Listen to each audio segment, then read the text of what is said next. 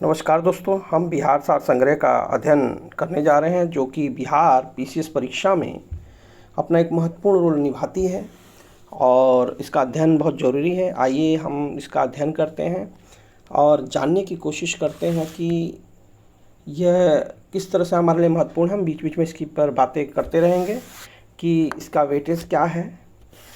जैसे कि आगामी होने वाली बिहार पीसीएस परीक्षा में हमको बिहार तथ्य पढ़ना ज़रूरी है, तो हम इसके लिए हम बिहार तथ्य सार का अध्ययन करने जा रहे हैं। जैसे दोस्तों हमको पता है कि हमको ये जानना ज़रूरी है कि बिहार को बिहार क्यों कहते हैं। तो बिहार जो शब्द की उत्पत्ति है विहारों से हुई है, जो कि बौद्ध बिहार की अधिकता के कारण है।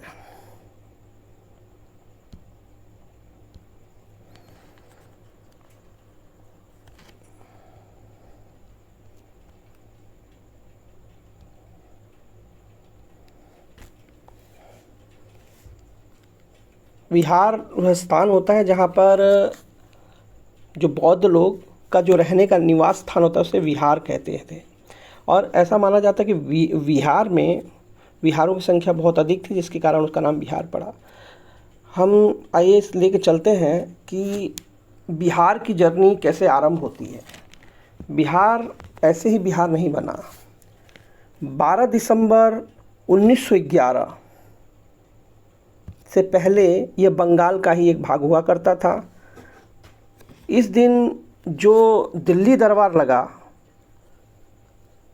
उसमें ये घोषणा की गई कि बंगाल से बिहार को अलग कर दिया जाए। और 22 मार्च 1912 को बिहार और उड़ीसा संयुक्त प्रांत के रूप में बंगाल से अलग होने की घोषणा हुई, जिससे पूर्व अविभाजित बंगाल का ही हिस्सा हुआ करता था। बंगाल प्रेसिडेंसी का ये अंग था और संयुक्त रूप से एक प्रांत के रूप में यह 1 अप्रैल 1912 को अस्तित्व में आ गया। 28 मार्च 1936 को बिहार के लिए पृथक विधान परिषद का गठन किया गया और 1 अप्रैल 1936 को बिहार उड़ीसा दोनों अलग अलग राज्यों के रूप में अस्तित्व में आ गए। 25 अप्रैल 2000 को पृथक राज्य झारखंड के गठन के लिए बिहार राज्य पुनर्गठन विधेयक 2000 पारित हुआ और 25 अगस्त 2000 को विधेयक राष्ट्रपति महोदय डॉक्टर के.आर. नारायण उस समय के राष्ट्रपति थे की मंजूरी के साथ बिहार राज्य 2 हिस्सों में विभाजित हो गया। 15 नवंबर को झारखंड एवं एक नए राज्य के रूप में अस्तित्व में आ गया। तो दोस्तों हम जान सकते हैं शुरू में बंगाल से बिहार अलग हुआ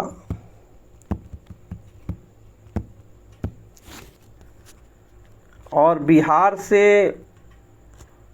उड़ीसा और उड़ीसा अलग हुआ और फिर बिहार से झारखंड अलग हुआ। इस तरह से हम बंगाल से झारखंड तक की यात्रा कर सकते हैं। चलिए आगे बढ़ते हैं।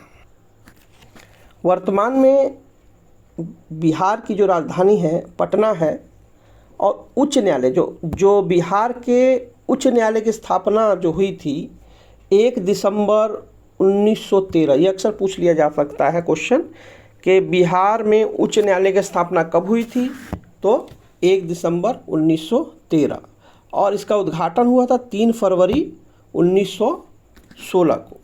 3 फरवरी 1916 को इसका उद्घाटन हुआ। बिहार को अगर क्षेत्रफल की दृष्टि से देखें तो भारत का 12वां सबसे बड़ा राज्य है। जब तक जम्मू और कश्मीर पुनर्गठन के पश्चात सबसे बड़ा राज्य, और अगर केंद्र शासित प्रदेशों को भी जोड़ दिया जाए तो इसका स्थान 13वां हो जाता है। 12वें स्थान पर लद्दाख आ जाता है। अतः ये कह सकते हैं हम कि जब केंद्र शासित प्रदेशों और राज्यों को मिला दिया जाए तो इसका स्थान 13वां, और केवल राज्यों को गिना जाए तो यह क्षेत्रफल की दृष्टि से 12वें नंबर पर आता है। वहीं जनसंख्या की दृष्टि से अगर 2011 की जनगणना को देखें तो यह तीसरे नंबर पर आता है। राजकीय भाषा यहाँ पर हिंदी है, हिंदी बोली जाती है, और द्वितीय राजकीय भाषा उर्दू रखी गई है। इसके अलावा मैथिली भी बोली जाती है। अन्य भी कई स्थानीय भाषा है यहाँ पे बोली जाने वाली। आइए प्रतीकों की चर्चा कर लें। राजकीय प्रतीक क्या क्या है? राजकीय वृक्ष है पीपल, राजकीय पुष्प गेंदा, राजकीय पशु बैल, जो 2013 में इसको घोषित किया गया, और 2013 से पहले बिहार का जो राजकीय पशु था वो रीछ हुआ करता था, जो 13 में बदलकर बैल कर दिया गया। राजकीय पक्षी गौरैया, जो इससे पूर्व में नीलकंठ हुआ करता था, अब गौरैया को कर दिया गया है। चलिए भौगोलिक परिदृश्य पर चर्चा कर लेते हैं। अक्षांशीय विस्तार को देखें तो 24 डिग्री 20 मिनट और 10 इंच से 27 डिग्री 31 इंच और 15 मिनट इसका विस्तार है। इसी तरह देशांतरीय विस्तार है, ये बहुत ही महत्वपूर्ण नहीं है, चलिए इसको छोड़ देते हैं, आगे बढ़ते हैं। क्षेत्रफल की दृष्टि से देखें तो इसका जो क्षेत्रफल है 94,163 वर्ग किलोमीटर है, लंबाई 345 किलोमीटर और चौड़ाई 483 किलोमीटर है। अगर शहरी क्षेत्रफल की बात करें तो 1095.49 वर्ग किलोमीटर है, और ग्रामीण क्षेत्रफल है 92,257.51 वर्ग किलोमीटर।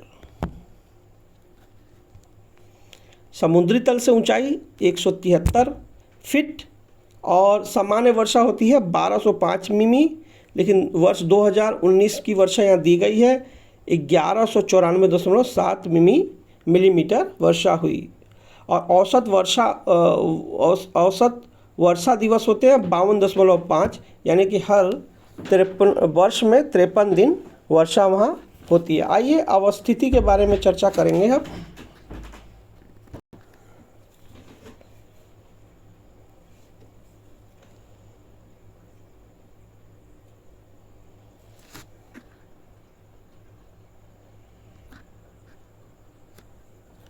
बिहार नेपाल की संयुक्त 729 किलोमीटर है। यह 3 राज्यों और एक देश के साथ अपनी सीमा को साझा करता है। प्रशासनिक परिदृश्य पे चर्चा कर लेते हैं।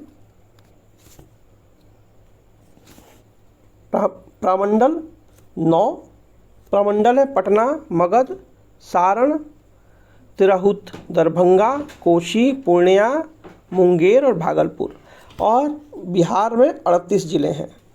अनुमंडल 101, सामुदायिक विकास खंड 534, पंचायतें 8,406, राजस्व ग्राम 45,103, नगरीय संकुल समूह 14, नगर 199, पुलिस थाना 853, पुलिस जिला 44, महानगर केवल एक यहाँ पे महानगर है, पटना महानगर। विधानमंडल यहाँ पे द्विसदनात्मक है, विधानमंडल और विधान परिषद दोनों उपलब्ध है यहाँ पे।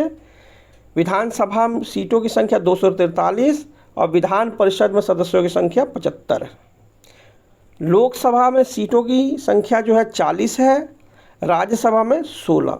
अक्सर ये क्वेश्चन बहुत इम्पोर्टेंट है, इसके बारे में अक्सर पूछ लिया जाता है। लोकसभा में अनुसूचित जाति के आरक्षित सीटों की संख्या 6, विधानसभा में अनुसूचित जातियों की आरक्षित सीटें 38, विधानसभा में अनुसूचित जनजातियों की आरक्षित सीटें 2 हैं। आइए अब चर्चा करते हैं राज्य की सीमा को स्पर्श करने वाले राज्य, जिसकी पहले चर्चा हो सकी है। टोटल 3 है। हम अब ये जानेंगे कि उनमें कौन कौन से ज़िले लगते हैं। जैसा कि झारखंड, जो कि सन 2000 में अलग हुआ, इसके रोहतांग, औरंगाबाद, गया, नवादा, जमुई, बंका, भागलपुर, कटिहार, कुल ज़िले जो है झारखंड के इसके साथ लगते हैं। उत्तर प्रदेश के ज़िले रोहतास, कैमूर, बक्सर, भोजपुर, सारण, सिवान, गोपालगंज, पश्चिमी चंपारण।